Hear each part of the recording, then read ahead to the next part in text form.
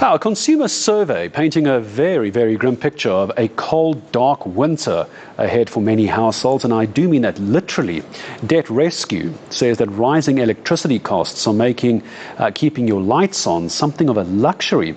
The survey shows that some families end up in the dark before month end because of costs. Well, let's find out more about this particular survey and possibly how anyone might be able to get themselves out of this situation. I'm joined once again, one of our regular guests when it comes to debt management, the Debt Rescue COO, Annaline van der Poel. Hi there, Annaline. Hope you had a good Easter weekend. It really is a grim picture when we have to think of families who are struggling so much because of cost of living, they're not even able to keep their lights on. Tell me about the survey. Good afternoon. Thank you so much for having me. Yeah, indeed, it does paint a very grim picture. We've been monitoring very closely over the past year or two on various subjects that have touched consumers and their pockets very deeply. And obviously one of the biggest ones right now has been the implementation of this 12.7% electricity hike that came into effect on the 1st of April. And our survey, we asked consumers, tell us what are you seeing? And it's pretty much, most people have told us that they've cut back as much as they could. They've already made so many changes.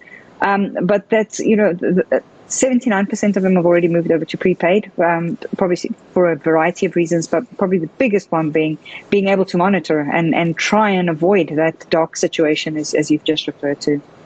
So when it comes to affordability, I know in your world that can be quite tricky because even though, as you say, Annaline, people will tell you that they've cut back, they've tried to reduce their spending, but many people don't realize actually how to manage the debt they've got. And if they're already struggling to pay their bills, chances are they've got some debt, but they don't realize actually there are other ways of managing their debt much better, which could actually free up some money for them. Isn't that the case?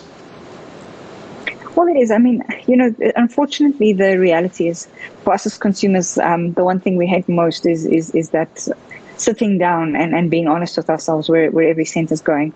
But we need to change the way we look at it and see it as an opportunity and say, let me do that horrible budget. Let me take a couple of months worth of bank statements, see where every cent is going and see where I potentially can be smarter. Maybe I should shop smarter. Maybe I've got a couple of subscriptions I don't need anymore.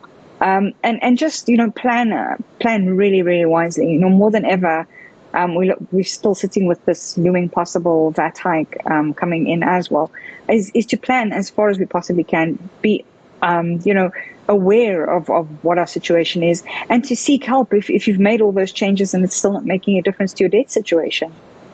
So if someone were to contact you, Annaline, or contact Debt Rescue to be more specific, and they said, it's gotten to the point now where I can't even keep the lights on in my house. Maybe there's someone watching, they've never heard of this Debt Rescue or debt counseling or whatever title you want to give it. Just in a headline for me, how do they go about just getting some advice, A, and then B, finding out if they need to be in Debt Rescue or just stop wasting their money? How would they do that? Well, I think the simplest way is to get in contact with us. Go to our website and have a look at debtrescue.co.za and let us assist you. We start with exactly the same basics, which I've just advised, which is let's do a budget. Let's see what your income is, what your necessary living expenses are, and what you have left. And if what you have left can't cover your minimum debt repayments, you are most likely over indebted and therefore you qualify for debt review. And then the debt counseling process is part of legislation, it's part of law.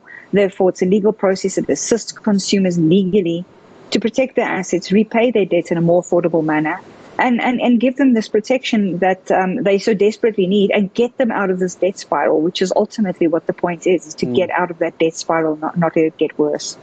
There's often a fear, Annaline, as well, that Debt Rescue, they're going to take away your house, they're going to take away your car. But you've mentioned this to me before, and I hope I get the terminology right. There's a big difference between unsecured debt and secure debt. My understanding is your house, if you have a house bond and you're in good standing, and you have a car and you're in good standing, that's secure debt. You're talking about credit card debt, revolving loans, your clothing accounts. That's what you're referring to, hey?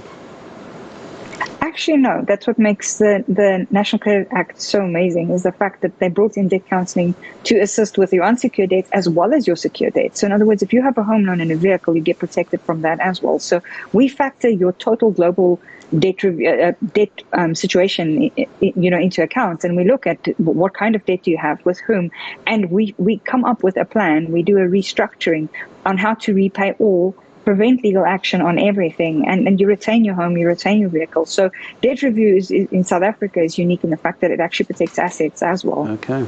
And what happens when someone is nearing the end of, is it a debt review process or a debt, I think it's a debt review process. What happens when they start getting to the end of that? Obviously, we don't want people going out and getting credit again, but what does that process look like? Well, once you reach the end of the repayment term, in other words, you've paid back all of your debts, and you've got nothing outstanding except your bond, if you have a bond, and your bond has to be up to date, you can exit the process. You get what they call a clearance certificate. And if you so wish, you can re-enter the debt market. You can, obtain new credit if you feel, for example, maybe you want to replace your vehicle, or you want to have that emergency credit card. You very much can do so. So, once you reach the end, is just making sure we get all those paid up letters so that we are prepared and ready. When that last account is paid up, we issue the clearance certificate, and you can re-enter the credit market very easily and successfully. We've seen it. Thousands of consumers go through that process. And hopefully responsibly this time around. But to be fair as well, Absolutely. Sometimes debt isn't because someone's buying nonsense. It's because cost of living, and they have to repair a car, they have to replace a geyser, school fees, all those things. Not just about being irresponsible. Sometimes life just gets on top of you. Just a last question then, because I saw I think the last time you and I spoke about this, a comment on social media, Annaline, that somebody was wondering, what happens if I earn too little money? Is there like a floor that you can't work under, as in minimum wage, for example, but they're still in debt? And two, is there a ceiling that if someone earns above a certain threshold, you can't help them? There was some confusion last time. No, when it comes to income, the income isn't relevant in terms of, that you have to earn a minimum income or have a maximum income. South Africa, the debt counseling process does not have a rule around you have to earn X or you aren't allowed to earn more than Y. It's a relation, the ratio to make sure that, firstly, we have to determine you're over indebted. So in other words, you can't apply for debt review if you're not over indebted, if it's lifestyle changes that might be required, but nothing in terms of you need to have an income. You have to have some form of income. Obviously, part of the process is you need to repay the debt, but there's no minimums or maximums. All right, Annaline, then for the moment, thank you very much. I think maybe some people will be contacting Debt Rescue after an expensive Easter weekend. Hopefully not, though. It's the more serious issue of that survey that came out that some people, many households, probably far too many, aren't even able to keep their lights on because they're running out of money. That's where someone like Debt Rescue can come in and help. Debt Rescue COO, Annaline van der Poel. As we head up to 25 minutes away from 5 o'clock.